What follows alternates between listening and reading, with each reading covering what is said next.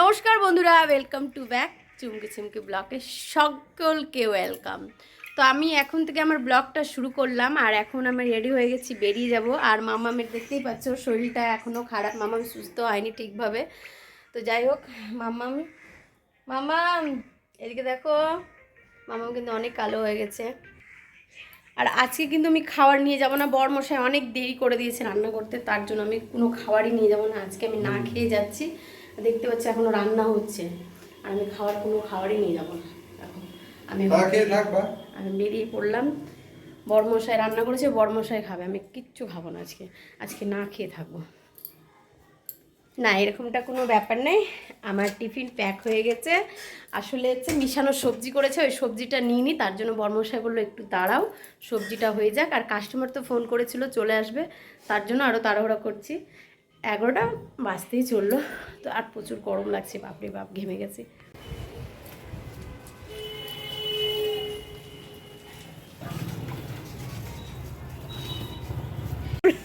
দেখছি তোর কীর্তি, তোমার পেছন পেছন পেছন পেছন যাচ্ছিল। তো ফাইনালি পৌঁছে গেলাম পার্লার। তো পার্লারে এসে জানো তো একটু সাজগোজ করতে হয়, বাড়ি থেকে তো সেরকম রেডি হয়ে বেরায় না, তাড়াহুড়োতে বেরায়। তো দোকানে এসে কিন্তু একটু রেডি হয়ে যায়। আর এখানে আমার কাজ চলে এসেছিলো।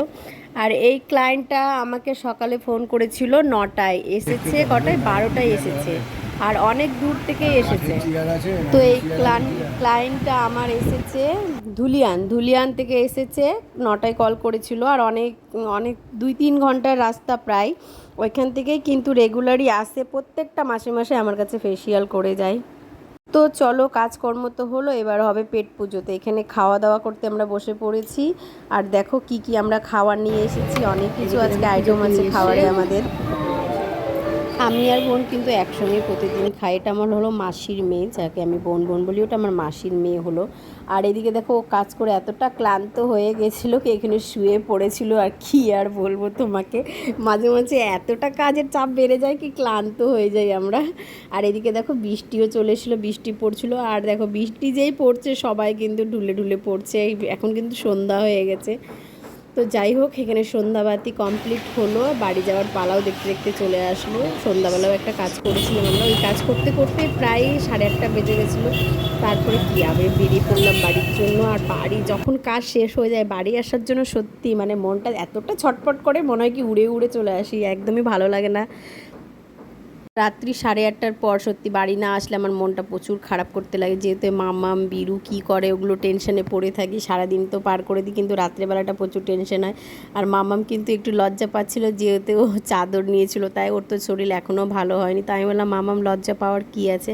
আর এইদিকে বিরু পড়তে বসেছিল, পড়তে বসে কিন্তু ওর ঠাম্মার ঘরে টিভি দেখতেও চলে গেছিলো। যে এসেছে সে ও দৌড়িয়ে চলে এসেছে। তো ওদের দুজনকে দুধ গরম করে দিলাম, আর এখানে একটু টিভি দেখছিল। তো আমি এদিকে রান্নাঘরে রান্না করতে চলে গেলাম, আলু সিদ্ধ ভাত বসিয়েছি। আর বরমশাইকে বলেছিলাম ডিম আনবা, তো এদিকে ডিম সিদ্ধও করে নিয়েছি। রাত্রেবেলা একটু আলু সিদ্ধ ডিম সিদ্ধ খেতে গেলে কিন্তু ভালো হয়। তো চলো, আজকের ব্লগটা আমি এখানেই শেষ করলাম। সবাই ভালো থেকো, সুস্থ থেকো, আবার দেখা হবে নেক্সট